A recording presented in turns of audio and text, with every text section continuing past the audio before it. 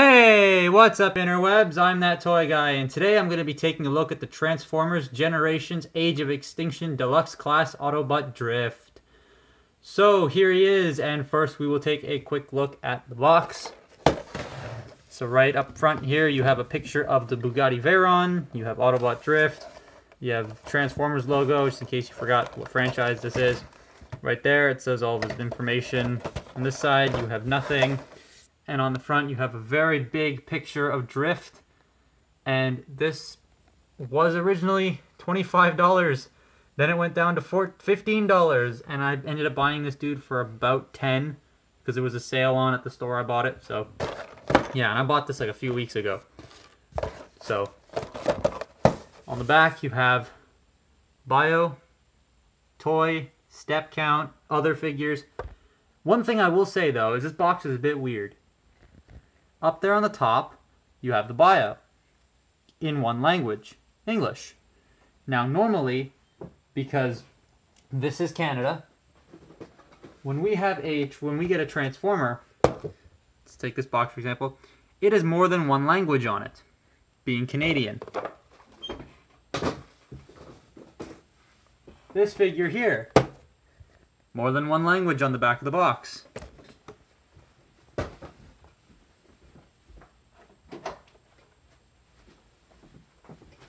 This is an American release figure. Only one language on the back of the box. I know that they changed that and they have multiple languages on the back of their boxes, but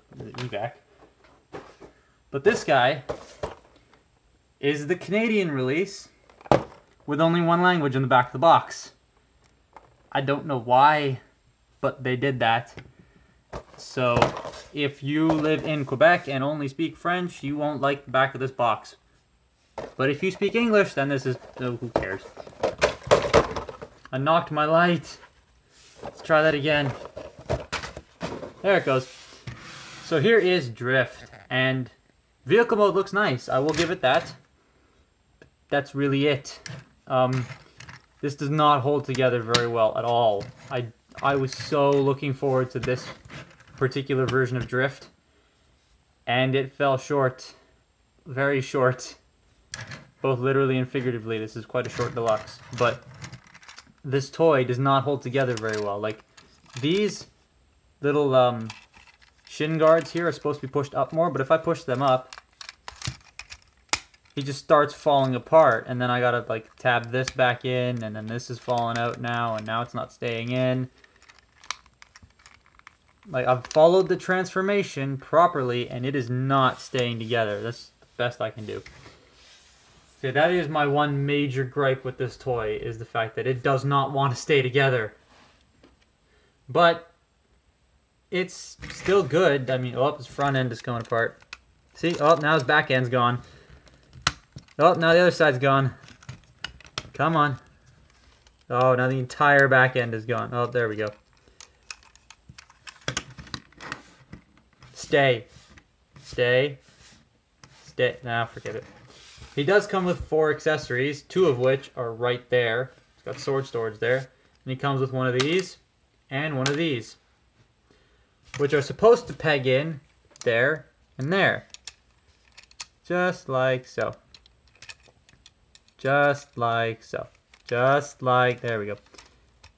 But because my pieces of shin armor stick out so much, they hit the ground and end up dragging the toy, which kind of sucks, so I don't store them. He rolls fine otherwise. He crashed. Like, that was a brutal crash. Okay. Yeah, you do get 2 swords. That's what they look like.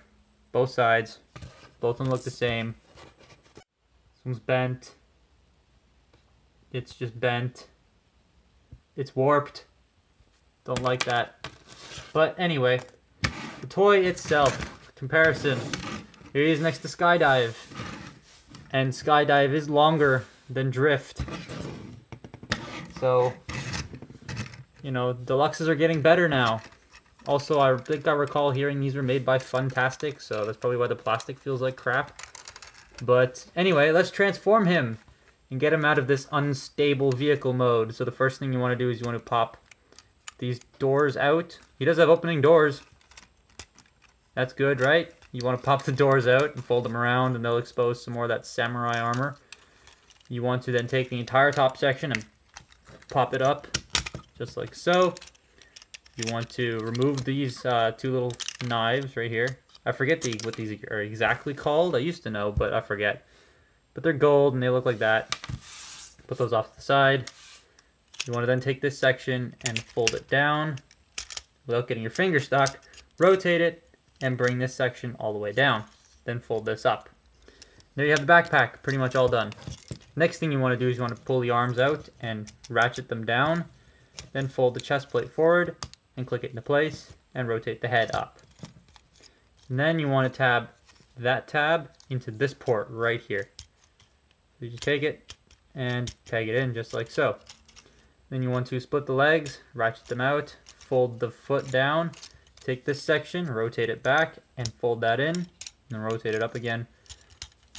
Do that, and there you have Drift looking up at something. There you have Drift in his robot mode. And it's okay. It's not the best, but it's not the worst thing that could have happened. I mean, I wish these were a bit closer to his shoulders. And I wish he didn't have this much junk on the bottom of his feet. Other than that, he'd be perfect. Now, so I'm recording this right after New York Toy Fair. And they just revealed what the new Drift was going to look like. And I was hoping for a brand new mold. Not so lucky. The same body mold, but the car is slightly different. The whole backpack is upside down. The way the car is done is it's done upside down. So I'm curious how that's going to work, and I hope it holds together a lot better than this thing, so I might pick it up. I might. But yeah, here's Drift and getting a close look at the head sculpt. I don't like that sculpt. I don't like it. He's got this weird grin. He looks like he just farted and nobody knows, and now it's going to smell the entire room. But the gold paint's nice. You do have his samurai helmet there. You got the Bugatti Veyron chest plate going there. You got the EB logo for Bugatti. You have his samurai shin pads and more tech detail on his legs. His feet are like jet black. I wish they were blue, but oh well. You got the arms there all picked out. You have this nice little paint color going on here. And overall, the figure looks good, but it doesn't function as well as I wish it did. Now he can store all of his swords on his back. You see here you have two ports. Take these and peg them in there and there. And you take the swords and you have these little holes here and these little tabs, and they fit in. Sorry about the jump cut. I'm running out of space again on my phone. But you just want to take these and you want to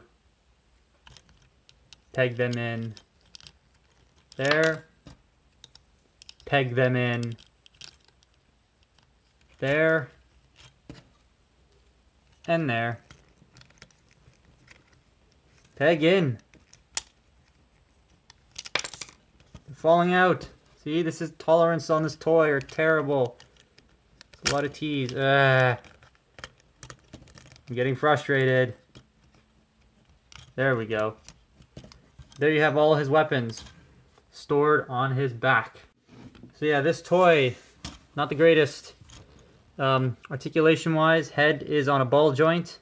Issue. I missed. Wow. The head just falls off without like the greatest of ease.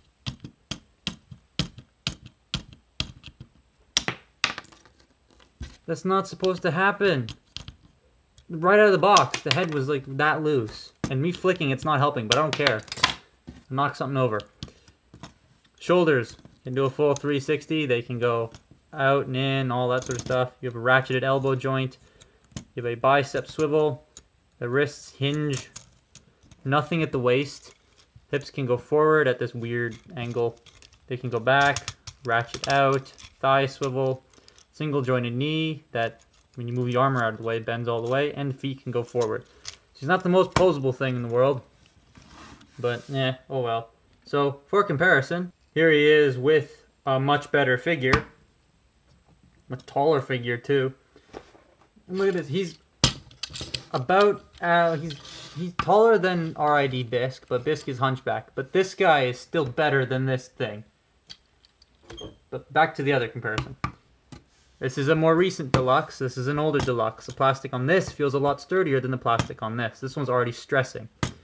In like the hinge back here and up in the shoulders are some stress marks, but they're hard to see on camera, so I'm not gonna bother. This guy is sort of fine, but this guy is like, ugh. Look at that. Both his swords just fell out of his back when I did that. And then not to mention, that can happen. So, would I recommend you buy this toy? Buy at your own discretion. This might just be my copy of the toy with the gimpy head and the warped sword, but the rest of the issues I have seen on other copies of Drift, because I have a couple of friends who also have Drift, and they have similar issues. Actually, one of them also has the same head problem. But yeah, buy if you want a Drift. If you want a better Drift, get the Voyager one, which I'm planning on buying probably on Saturday when I go out to Toronto again, to the Eaton Centre. Because every year for my birthday, my family and I goes out to Toronto. So I'm probably going to end up buying one there. But this Drift is okay. He's okay. I will say that, just okay. So that has been my look at the decapitated Transformers Generations Age of Extinction Deluxe Class Drift. And I'm that toy guy, and stay tuned for my next video.